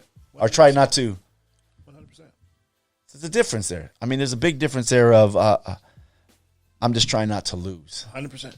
100%. There's some guys that's just like, no, I mean, Nick's a perfect example of that. I mean, he so when he does the antics of come on, he really means that, right? When he went and laid on the ground with Anderson, Yeah. it's like trying to like entice him, like anger him to let's fight. And not even like some people would try to do that because they have an advantage when it comes to just turning into a brawl, right? Right. But he's not doing it from a strategic standpoint. Like let's fight. Like let's just imagine we're here in the gym. Like you wouldn't do that in the gym. Like imagine if like Condit came into the gym and like sparred like he did in that fight. Like you take your gloves off and like, bro, the coach would throw you out the gym. Like, bro, get out of here. Are we gonna do this or what are we doing here, right? Yeah. So that's the approach that he takes. Wow. When he fights, you know what I mean. And there's other guys that take that approach too, and that's why they're fan favorites. Gil's a fighter. Diego Sanchez. Gil's a fighter. Yeah, Diego's on a whole nother level. Right. I mean, that fight is one of the greatest fights ever. Yes. I mean, 100%. and why? Because there was two guys, and they were like, okay, one of us is going to get knocked out. They fight. Gil always comes to fight. Always. That's his number one attribute. Hard fight. Always. Like SoCal. always Santa comes to Ana. fight. Santa Ana represent. Yeah. No, he was a fighter. He was a fighter, dude.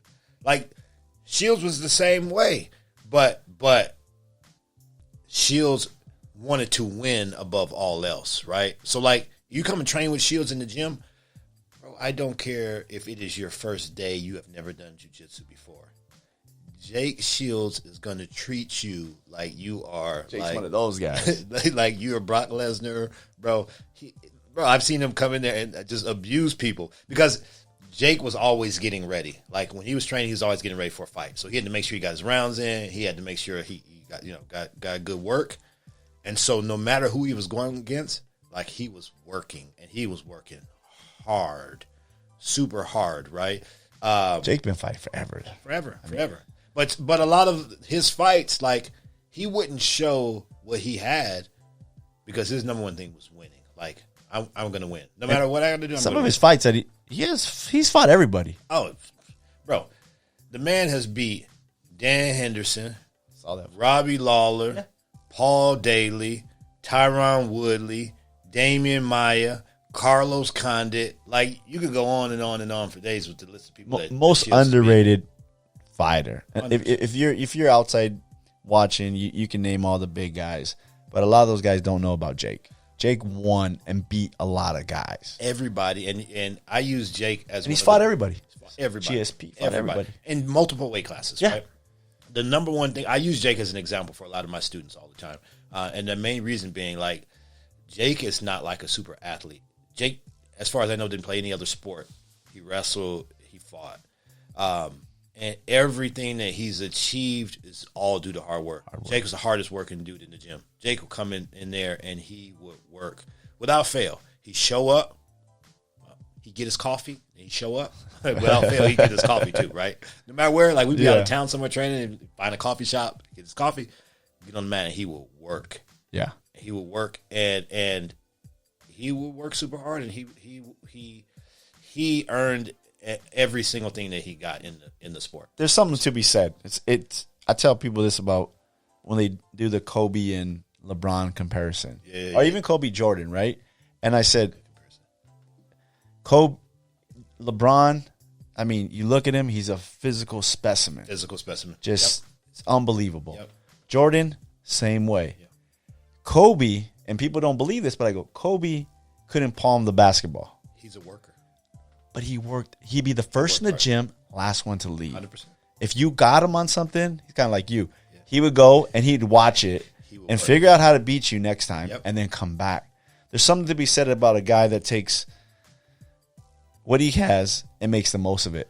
I couldn't agree more. Like, I 100%, people talk about this debate all the time, like, greatest basketball player and all that. Like, I feel the same way. I feel LeBron is a great basketball player, but you can see that a lot of his success is physical. It's what he's doing physical. When I'm looking at a 6'8" guard skill level, like speed, power, athleticism, explosiveness, all of that stuff, right? But when I'm talking about skill, Kobe is a skilled guy.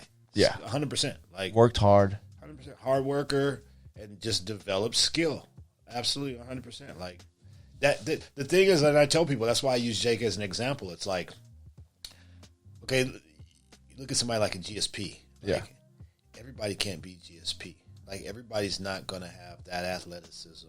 They're not going to have that speed, that power. They're not going to be able to do everything that he can do. Right. You can do what Jake has done. Like, hard work, dedication, like studying your craft, right, and being relentless about it. Like, you can do what he's done. So, especially if you're an MMA fighter and a grappler, like, that's Jake's game. Like, if you look at Jake, take like Jake versus Dan Henderson. Like, Dan Henderson was, I think he monster. Was he a silver medalist? He was something. He was an Olympian. Olympics, He was an Olympian. Jake out-wrestled an Olympian. Jake wrestled at 2 years at San Francisco State. That was the extent of his wrestling career. He out-wrestled Dan Henderson, right? And he's I've seen him in the room out-wrestle everybody, right? But the number one thing that I've taken away from what he does best is Jake is persistent. Like, you see a lot of guys that fight that are grapplers. They'll shoot, get sprawled on, get stuffed, don't get the takedown, shoot another time, get stuffed. That's it. Like, okay, now I guess we're striking. Jake is relentless in his pursuit, right? You stuff him, he's coming back. The human wet blanket.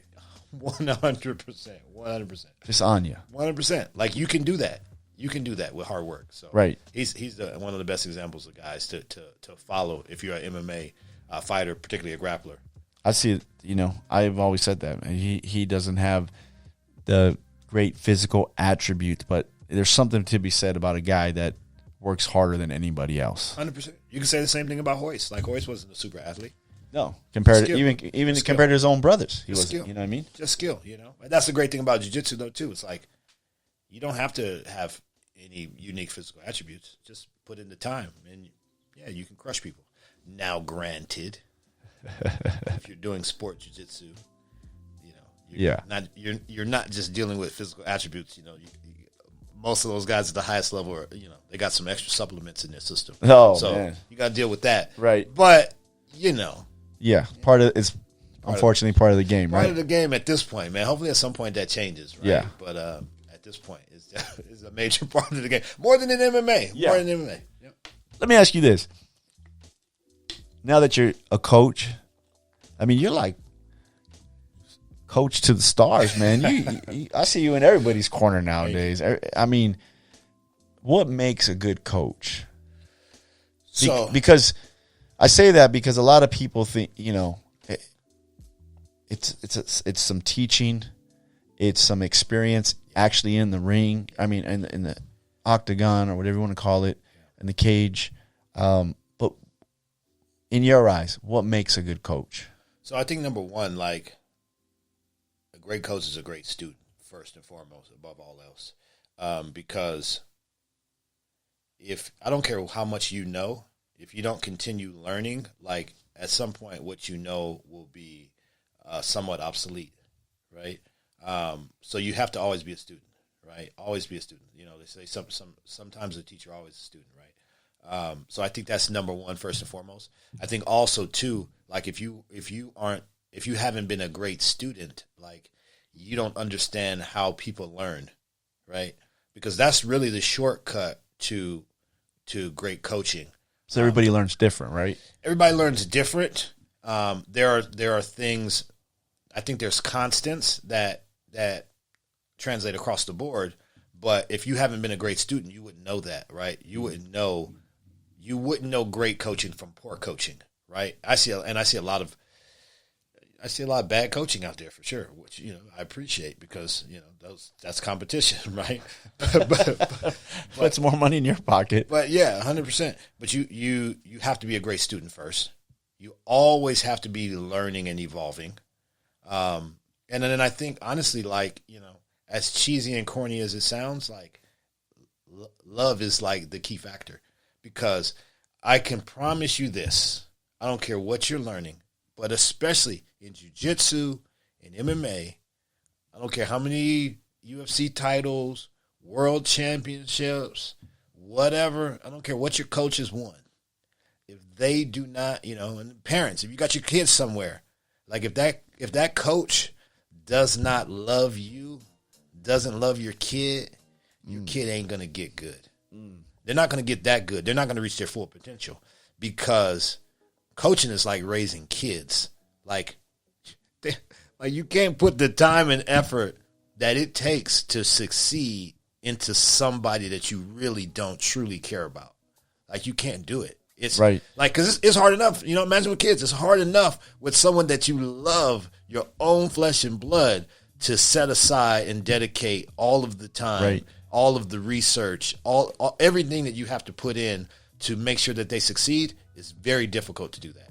Right. So now imagine, like, just because you pay $150, $200 a month, like, that doesn't mean they're giving you that.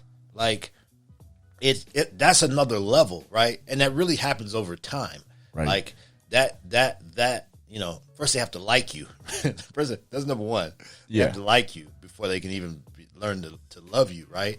But if you don't have that, like, you won't get to that level. You have to really have because again, money is not enough. I don't care who you're coaching, how big they are, and how much money they're making. Like, that only goes so far, because you are really time. You can't replace your time.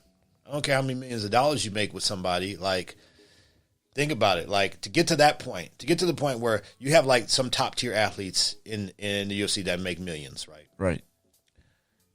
You don't get there overnight. You can't just get there. Like, you've been training for a couple years. Like, you can't get there. So it takes years. You making a lot of money is never going to make up for the amount of time that somebody took out of their life to put into your life. Right. Right? The only way they're going to do that is if they care a hell of a lot about you. Right? They might do it at a surface level. I'm going to show you some techniques. We're going to hit some pads. We're going to do this, that, and the other. We're going to do all of that. But to really get to that next level, it takes a whole lot of time and dedication and effort from a coach, a team of coaches. A coach that really cares. They have to. It's the only way. It's the only way. So if somebody comes to you, let's say an established fighter right now, and he got tired of where he's at, he's got to change it up. Maybe he lost a couple of fights, and he comes and you say, "Hey, man," and you know the fight. Do you turn people down? Every day. Every day, really? All the time, right? All the time. And it's not because, like, oh no, this I don't. It's because you care, right? And you just see, they don't, not a good fit. It's a couple of things. The number one reason is because I already have somebody over here that I love. This is my God. This is family to me. And like, you guys are, got it. You guys are going to weight potentially class fight, right? Yeah. Right? I have guys like that too that I've known. Like, I've known both of them forever, and like, okay, I train with both of them here and there. But yeah, that's usually the number one reason. It's like, oh, this guy might fight this guy, or this guy, right? That weight class, or it's just not a fit, and it's not even necessarily not a fit with me. It's maybe not a fit with other guys on the team that I train with, because again, culture is everything. You know what I mean? And you could bring in like one guy could just upset the whole team culture, right? Yeah. So sometimes that's it. And a lot of times it's just time. It's like, at this moment, I don't have the time that I would need to put into training you and still these other people that I'm already committed to. Right. And a lot of times that time, it's not even just like, oh, I don't have time. It's like, this person lives over here, and so for us to train, like, we're going to be training here, and we're going to have to do this, this many weeks of fight camp, and so on and so forth. It's like, I don't want to give somebody, like, I don't want somebody to ever train with me and be like, oh yeah, I trained with him, and like, I didn't get the result, like I didn't get better or whatever, right? Right. And that could happen if you don't have the time to put into it. If both people don't have the time to put into it. Right. A lot of times, they don't understand the amount of time that they have to put into it. So they're like, oh, I want to come learn how to do this. Do you break it down to them and say, hey, this is what's going to take? Yeah, I tell people all the time, like, dude, like, yeah, you can't learn that in 8 weeks, dude. Like, I'm honest. I'm like, yeah, you're not, like, maybe there's somebody else out there, but I could not get you ready to fight that guy in 8 weeks, right? And a lot of times I'm telling that to like a manager or another coach, right? Because I'm gonna be honest, they're like, yeah, they offered us this guy. We're gonna fight him. You want to fight him, and we want you to come on. Can you train him? It's like, honestly, like, that's not the fight for you. Like, I personally could not get you ready to be able to grapple or to defend the level of grappling that this person has. Wow. Right? In that amount of time. Right? Like, I could get you there, but we need, 6 months. 6 months, we get there. We get there for sure, right? And it's not always just like, I think you're going to win or I think you're going to lose. Like, a lot of times, like, oh, yeah, that's a tough fight, but yeah, I'm all in. Like, come in. Some guys are like, yeah, I do this. Like, this is my schedule. And a lot of times I don't do it because their schedule is like 80% strength and conditioning and like 20% like, dude, you got it backwards, right? Yeah. And so they want to like, oh, let's, can you work once a week? And I'm like, yeah, but once a week ain't like, you're not going to get what we need to do once a week. Yeah. I can't. When you could come put in like real time, like. And that's what I think that's what a good trainer does. I mean, that's what anybody does, right? You can't put in your time or the time, and why waste your time? 100%, dude. 100%, dude. 100%. And that, that love factor, like, dude, the people that I love the people that I train with. The people that train with me, like, absolutely love them. Like, and again, this isn't about like, oh, the stars, like the big name guys, dude. I got guys that just like, man, like, you wouldn't recognize them walking down the street, man. Like, love this kid, just love their demeanor, love their personality, love their hunger, their passion. Like, I want to do everything I can to get you to where you're trying to go. You know what I mean? And some people don't have that. That's the other part. Some people don't have that passion. Like, they say they want to do it, but they don't have it. So like, There's some guys too that it's not like, nah, I don't want to train you, or no, I can't train you, but it's like, you got to give them some time until they start to like really step it up the way that they need to. So some people are like, I'll dabble, like, oh yeah, you can come in, but I won't. They can come into the gym and they might train, but I won't be doing like one-on-one or any of that kind of stuff. And then over time, when they start to like see what these other guys are doing that are really serious about it, and they start to step it up, then we step up what we do together too. You know what I mean? So, nice. Yeah, absolutely. Is there any fighter that you see and you're like, man, I wish I could train him? Like you go, if he just did this, I can teach him that. Yeah, there's a lot. I would imagine that you probably watch, Saturday night, you're watching the fights, and you're like, oh man, that guy, if he just had this. There's a lot. There are a couple of guys. I don't know if I'll mention their names because, we might work together one day. We might be able to put it together. I've been talking. There's a couple of guys that have been after the show. With. Just let me know. I'll reach out to them. Sure, I'll say I have somebody. For just sure. give me 10%. Sure. We're good. For sure.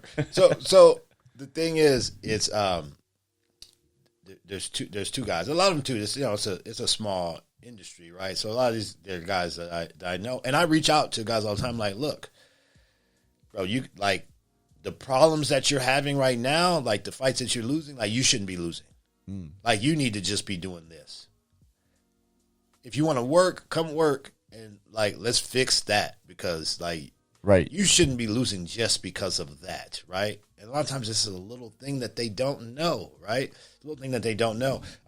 So a lot of times it's that, but then a lot of times too, it's like somebody that I don't even know, and like I hear their interview after the fight, and it's like that's my guy. Like, I love that guy, right?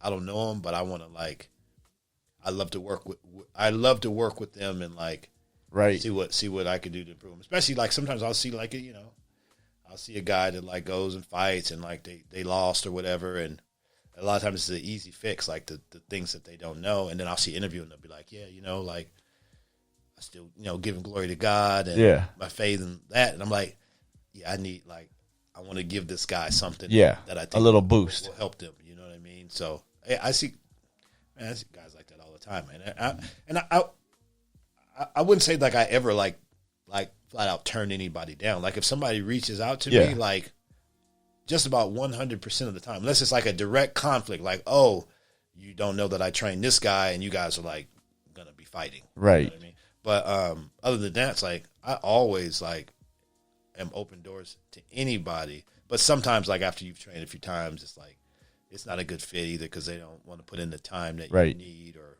whatever. So you coached everybody. I mean, yeah, I've trained with just Mark Munoz, Jake, Ellenberger, yeah. Diaz brothers, all these guys. Out of all them guys, who was the most talented guy you ever coached? Dude. I mean, just We're like talking about just pure talent. Just so the number one guy, I wouldn't say I have a coach. I mean, I guess I was his track coach, but he was our coach. The most talented guy I've ever seen in the gym was Dave Terrell. Dave Terrell, most talented guy, hands down.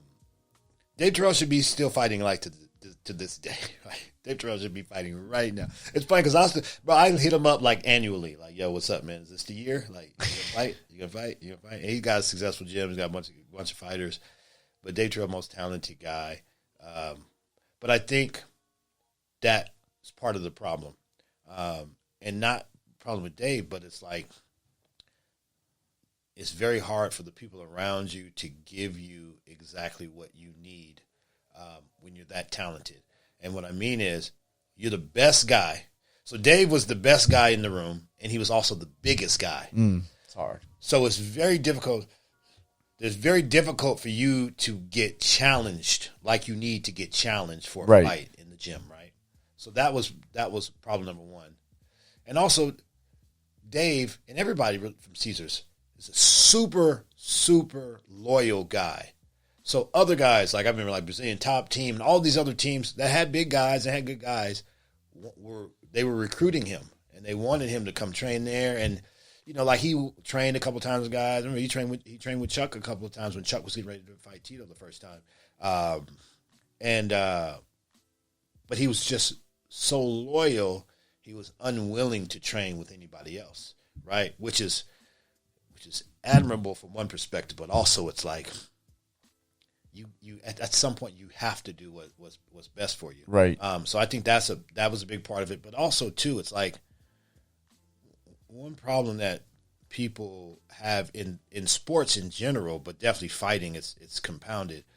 Is that when you have guys that are really good, it's not good to constantly tell them how good they are, and not just tell them how good they are, but tell them how easily they're going to win or how easily you expect them to win, right? And people would always be putting that on Dave. Like, oh, Dave, you're the best, and he was. Oh, Dave, you're a beast, and he was. Oh, you're going to kill this guy. Like, don't say that. Don't put all of those expectations, because a lot of that was on Ronda too. Like, you see a lot of that on Ronda, and I don't think that was like internally, but it's externally. It's like when you're that good and you have all that expectation on you, and then especially when the people around you, and it's usually like friends and family that don't understand fighting, right? Right. They start putting all of that expectation on you and telling you how, oh man, he's gonna crush this guy. This is gonna be easy. 10 seconds. All of that stuff. Like, that's not helping. Yeah. It's more pressure. It's more expectation. It's unrealistic. And so now it's like you've already lost. Like, you go into the fight, like, okay, 10 seconds pass, 30 seconds pass, a minute pass, like, oh, you're still fighting. Like, now in your mind, like, you've already lost. You're already losing. And then your mind is going like this, like, hurry up and like make something happen, right? And it's fatiguing. You have all of that stress and all that pressure and anxiety on you. It's not good. It's not good for a fighter to have. So, yeah, I have to say Dave definitely was the most talented guy. Wow. Yeah. And should still be fighting to this day. I might start a petition or something. Get him in there, man. So, you're a father. I am. And of course, God always blesses good-looking guys with beautiful daughters. Always. Right? Man. Never fails. Never fails. How do you manage that, man? I'll tell you, man. That's part of the reason why I still keep a kids competition team. Because if some young, 13-year-old punk thinks that because, I'm a grown man, I don't have something for him, I go get my man Kobe Dobbs or Luke Boomer or Janelle on him. Like, oh, hold up. I got I got a problem. I got a 13-year-old that wants to see you for a minute. But before that, why don't you watch these YouTube highlights of you tapping out heel hooking grown men? That's funny, man. You want to have that conversation. So no, that is a true story, man. I keep, I got a group of. You got a little stable of guys. You gotta have that, man. Protect your daughter. You gotta have that. You gotta have that, man. Because at some point, man, hey, I'm gonna give you a month free, but I need you to show up to my daughter's school. I need you to go see this man. And just see this guy over here. I need you to go pay this man a visit over here, man. That's funny, man. But yeah, man, I've been blessed. Like, you know, my oldest daughter is she's a great girl, and always you know, stayed in the church, grew up in the church, and you know, on top of her business, and nice. Big time dancer and stuff. Now she wasn't into the jiu-jitsu, but like she's into it more now because like it's like, oh, okay, like this it's stuff cool now. Well, yeah, this stuff you would make me do, like, oh, these kids at my school are like, they're like, oh, they think that's super cool. Like they know these people, all these people that like I grew up with. You know what I mean? That's funny. Dad's a celebrity now. Yeah, so now she's like, she'll like try to get like Nick to do a TikTok with her. Like, oh yeah. It's like, bro, I don't think he knows what a TikTok is. Right. You know, I think he tried to do a video for me for my birthday. I think he had too many joints one day. Right? And, yeah, every day. Switching gears, man. You mentioned church. Yeah, absolutely. And I think that's how we connected. Kind of through a little bit of that. You started following Savior Brand, and absolutely. And I see you up posting the videos from Mariners Church every Sunday. How did the Lord come into your life, man? You know, luckily for me, bro, I grew up. My family, I grew up in the church. You know, nice. My family's always been involved. Oh, so that explains the little influence of they didn't want you to do this or they didn't want you to do that because they were a little worried you might fall away. Well, you know, I don't think they were worried so much about that, but they definitely like, you know, my parents put a lot of, you know, I think as most parents do, they laid a lot of groundwork into like, this is the path we like see for your life, right? And that, you know, I don't think they laid the complete path out, but they at least saw like, oh, I'm going to do this, and then I'm going to go to college, I'm going to get a scholarship, and then like, I'm going to be successful, you know? And then initially was like, I'm going to go to law school, I'm going to do that thing. I think as parents, it's hard, right? We want our children to do better than us, or we try to set up this path. It was very hard for me to release my kids. Like, you know, you get to a point and you're like, okay, I'm gonna take you this far. Yep. And then from there you got to go. And I know for me and my wife, really, even with my daughter, and this guy now is really saying, okay, they're gonna make their own decisions now. Yep. We did our part. Yep. We're always going to be here for them, but they got to make their decisions in life of what they're going to do. Absolutely. And sometimes they'll say some crazy things that they want to do. I mean, not crazy, but I'm like, this guy wants to get in the van and live in Oregon in the woods somewhere, and I'm like, okay, how are you going to support you? But I mean, it is one of the things where you try your best. I mean, and as your daughter gets older, I'm sure you're starting to see like, okay, yeah, you know, like. Watching an episode of Forensic Files about a couple that got killed in a van in Oregon like many years ago. So you gotta watch that episode, man, before you make your decision. Right. But yeah, we want our kids to be safe and successful, right? And that's what our parents wanted for us. And sometimes what we see for them is it's not safe and successful. But the reality is the world isn't safe. So got to take a risk, and it's changing, right? So. What's safe to my parents? So it's funny too because like so my parents all about college, you know, and I think during that time that was what was right? Go to school, get a good education, get a good job. I can't say that I've ever really used my degree to get a job, right? So it's good to have people like, oh, you went to Berkeley, like okay, it opens some doors. Sure, but I've never actually used it, so. My perspective on college is completely different than my parents. I think a lot of parents still have the same perspective on college. My perspective is totally different because I went through that. I've been there, did that, and I know that the most successful people I know are not people that went to college, got a good degree, and like got a good job. The happiest people I know are not those people either, right?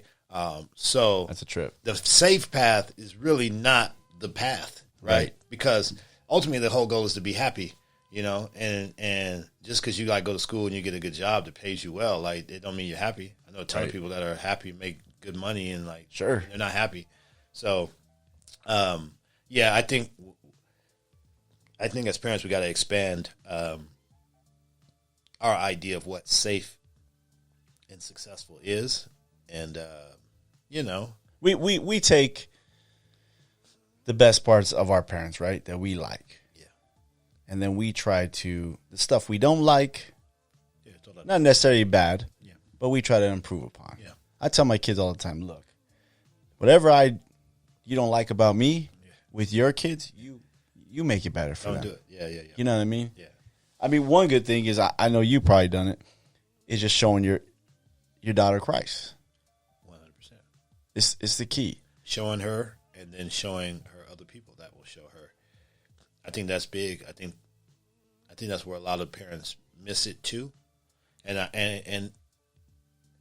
think one of I think the way that I learned that best is through jiu-jitsu, right? Because twofold. One, I've met a fair share of crazy, you know, jiu-jitsu moms and dads, right? Right. MMA moms and dads that like want their kid to be the next. Oh man, just remind me. I got to tell you. I'll get into that story next, but I've met my fair share of them, and their intentions are good, but their application is horrible, right? Because they can't do what they're trying to do. So your best bet is to find someone that can, that has a different set of eyes and a different perspective, and let them lead your kid, right? It's the same for me. Like training, like I teach and I train my kids, right? But I also rely on people that I teach and train to teach them, because a lot of times the information, they can receive it better, but also like the coaches have a more accurate perspective. Like it's not their kid. They don't have these high expectations, because a lot of times like you have higher expectations on your kids, right, than you have on other people's kids, right? Like, oh no, do it like this. Oh no, like what are you doing? Like, and you're a bad coach. You don't realize it, but you're a bad coach. Like you could be like somebody like Bill Belichick, right? Great, maybe the greatest football coach, right? Great football coach. He's probably a horrible coach to his own kid, right? It's possible he's a horrible coach to his own kid, right? Because that's just like, that's what parenting and coaching can do to you. You can have, like, he can think because it's his kid and what he knows, like, and what he's been around and what he's seen, like, the information should already be there, or it should come easier, or so on and so forth. Or like a great player or a great fighter doesn't necessarily make him a great coach. They're usually horrible coaches. Because they think that, how come this guy can't do what I did? Yeah, I think they usually make bad coaches in more cases than not, for sure. Right. And also parents too, like we go into parent mode. So a lot of times, like by default, we just think they're not giving enough effort. Right. And then we yell and we don't have the same patience with them a lot of times as we have with other people's kids. So I think the best bet when it comes to jiu-jitsu and when it comes to Christ and faith, like, one of the number one things you can do is not be the only source of information, but to surround them with other people that you know will also give them good information. Same like fighting. 100%. I got my striking coach, my grappling coach, There you go. right? My strength and conditioning coach, my nutritionist. Absolutely. I need all the best in my corner. It's necessary, and sometimes, like in some situations, one coach will take the lead. And in some situations, another coach will take the lead. Like, it's absolutely necessary.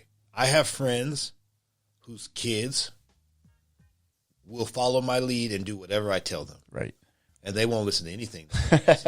Right? On certain subjects. Right? So you have to have those good people in your kids' lives that you know will lead them down the right path. Because there are going to be times when they're not going to listen to you. Yeah. Or they're not going to believe you. Right. You know? Even if you're right. You need somebody else speaking to their life. Someone else. Absolutely. Multiple people. And from everywhere. People that they know, where they get their news from, the entertainment they consume, the books that they read, all of that stuff. Once again, a good coach knows knows. I always say good leaders, whether it be in the church, at a corporation, they're not necessarily the guy that knows everything. No. They're the guy that knows, okay, I'm not good at this, and this guy needs this. Yeah. They know where to get the Let me information. go get this guy. Absolutely. You know, same They're thing good evaluate in the church. Yeah, they understand. Good pastor will say, I'm not a great marriage coach, but we have a great couple right here that's a great marriage coach. 100%. Are they good at this? Are they good at 100%. their finances? 100%. Yeah, because if you look at MMA, like you got a lot of those. A lot of times, those are the worst coaches. The guys that like think they know everything, and they're like the boxing expert, and the kickboxing expert, and the jiu-jitsu expert, and the wrestling expert, and the strength and conditioning expert, and the nutritionist. Like those are the worst guys. I've seen those guys. Yeah. Like, okay, bro. Really, like, do you really think that you are at a high level in all of these areas? Right. You are not at a high level in usually they're not at a high level in Any of those things. Right. Right. So, Let me ask you this. We'll wrap this up. People that say the fight game, MMA, jiu-jitsu, and Christianity don't mix. How could you do that, Jason? You're a believer. yeah. But you're promoting violence. Yeah. What do you say to those people? Well, I mean, there's really not much you can say with those people because it's like, if you watch boxing, if you watch wrestling, if you watch jiu-jitsu, you watch karate, you watch judo, right? Kickboxing. You watch any of those sports and all you see is violence. It's like, You don't understand. You don't see art. Right. And the reality is, like, this has like been a plague in our culture. It's like men were created to be men. So if you get to this point where, okay, martial arts are violence. Like, in your opinion, martial arts are violence. So we shouldn't practice martial arts. Like what do you think holds up this country, right? Like, men have to be men. Like, whether you like it or not, like, there's strife and there's wars and there's everything else in the world, right? There are evil people. There's evil in the world, so there are evil people in the world. Like, men and women, like, have to know these things. Right. Like, you have to have an understanding, whether you're a fighter or not, whether you choose to compete in jiu-jitsu or martial arts or not. Like, everybody should have some understanding of martial arts. A fight. You should understand it, because there will come a point in time where you either have to fight for yourself or you have to fight for somebody else. My most proud applications of the years that I've put in is when I fought for other people. Like, where I've been in some place and some guy or some girl that was not able to defend themselves, that was being picked on or assaulted by somebody, and I knew that I had the knowledge to step in and handle the situation, right? Those are my most proud moments, right? And I feel like there's a lot of stuff that happens now in the world, whether it's bullying, right, in schools and middle schools, or it's assaults and rapes and all this other stuff. I feel like a lot of these situations could be prevented if men were men. Like, if people knew what they should know, there would be situations that would be averted, right? I see situations all the time where it's like, it doesn't even require a fight. It requires enough masculinity, enough courage for you to step in and say something. And people are afraid to step in and say something. And we lost that. We lost a lot of that. Big time. You know, and that I always tell people that bleeds into the church. But if we look at the word, what is it filled with? It's filled with warriors. It's filled with men that went stepping up. Yeah. For other people. For other people, including Christ. 100%. 100%. I mean, his father tells him, hey, you're going to go down there and get crucified, and you're going to have to die for these people. I mean, that's the warrior spirit. Yeah. Like, not many. Well, if history serves us correctly, only one are willing to do that, right? But you got people that aren't even willing to, like, put down their cell phone and, like, stop a woman from getting, like, punched by a man. Sure. Right? Like, You see it all the time. I can't tell you how many times I've just stepped into, like, I mind my business. But I mind my business and I'll pay attention to the situation. And sometimes I've seen situations that escalate and like, hold up, this isn't happening. Yeah. And all I gotta do is literally step up, like take a step and like, hey, hold up, man, like this shouldn't be going down. And the situation is resolved, right? But people don't do enough of that. And that's what we're called to do. You're not able. You know what I mean? We're called to step in the gap. You know, to be a David or a Samson. You know, or and do something like that. Absolutely. I mean, the way you explained it right now, it's kind of why we should train. We should have some knowledge. We should be ready. There's going to be a time. Yes. I'm promising you. Yes. There's going to be a time where either you or someone you know or something you see is going to require you to step up and do something. And if you don't have it, you don't have it.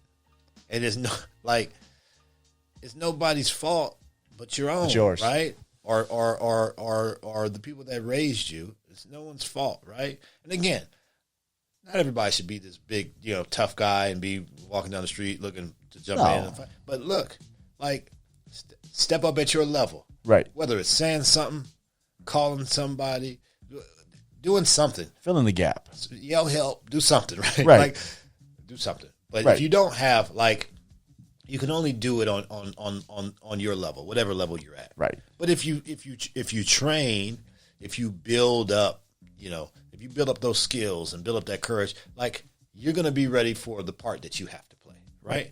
Because honestly, like, okay, you got some big tough guy, right? You might not be some big tough guy, but look, if there's 3 or 4 of you, like, the 3 or 4 of you should be able to stop this big guy. Yeah. It should be able to at least discourage this big guy. Right. He's not going to beat up all 3 of you. And guess what? If he does beat up all 3 of you, by the time he's done, the police will be there. Right. So you can at least protect the person that couldn't protect himself, right? Exactly. So I training, people that think that martial arts is violence is like, they're living in a different world. Like, when we started training Cam, I remember my friend Tony always told Cam, you train to fight so you don't have to fight. 100%, dude. But if you do, you're ready. The more I've trained, the less I fought. I used to fight all the time as a kid. I mean, I was ready to fight because it was one of those things. Like, I could fight, but I could fight at this level, right? Yeah. And when someone started a problem, I was ready to prove them wrong. I was ready to show what I could do, right? But the more skill I got, the more knowledge I got, like, till I got here, it was like, somebody wanted the problem. It was just funny to me. It's like, man, chill.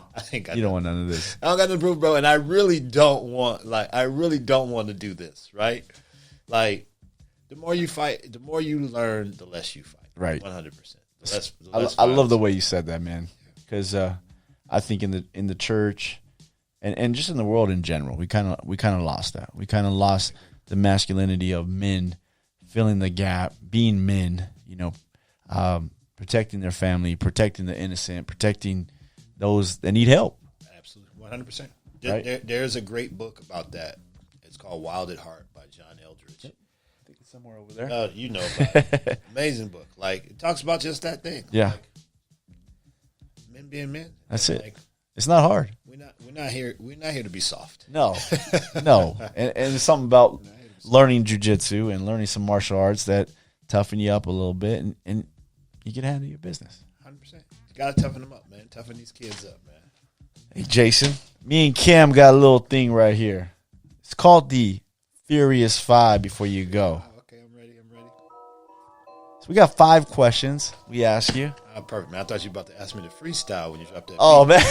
Man. Drop some bars. Yeah. Get it. So Furious 5.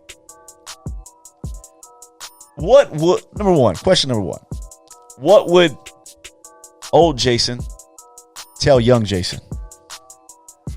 Old Jason tell young Jason, get after it. Don't Don't be a perfectionist.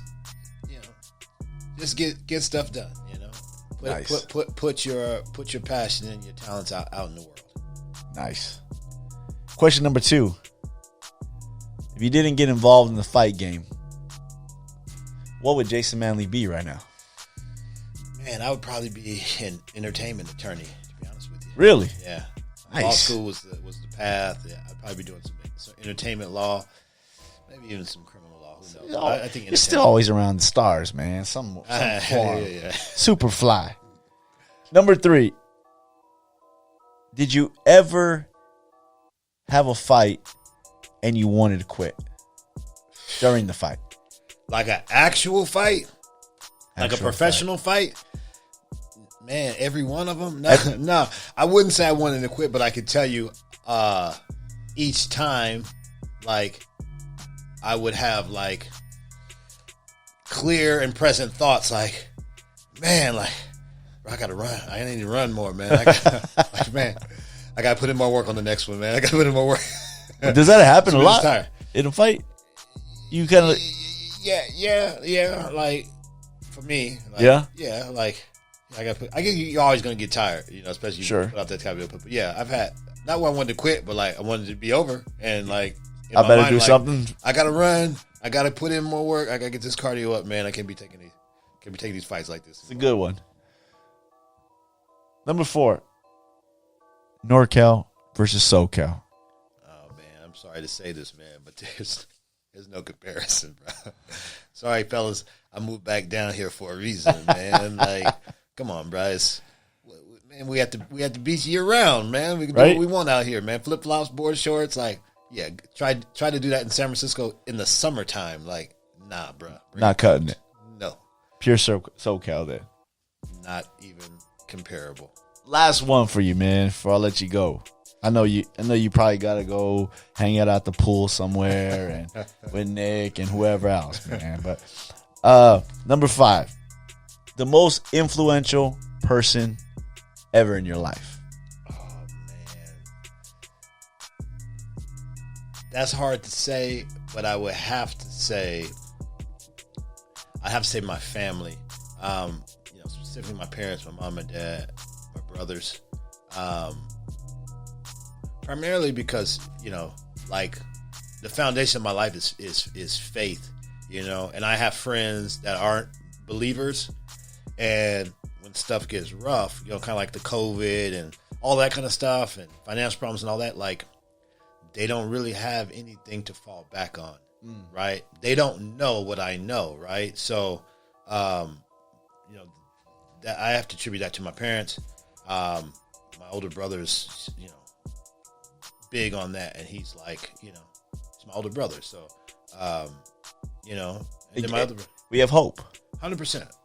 So they would be the most influential people for sure in my life, and all the other influences that I follow, business, personal, otherwise, like it's because of that foundation. Because I follow business people that have biblical principles, right? I don't just go follow, you know, Joe Blow that ran this business, right? So all the other people that are super influential in my life are a result of what I got from my family. Nice. Right? What you look for, too. Absolutely. Nice. Hey, man. We appreciate you coming out, man. Thanks for having me, brother. Finally. I appreciate it, man. Is there anything you want to promote, man, before you head out? Anything you want to promote? No, I mean, no, nothing really, man. Train, Core Health, that's our company. Man, nice. Check us out. We do sports recovery and performance devices, all that good stuff. Instagram, Jason, at Jason Manley. Jason Manley. You can hit me up there anytime, man. I'm usually might take a little. Don't be a hater. But I get back at you. I mean, there's some pictures of him all over the world.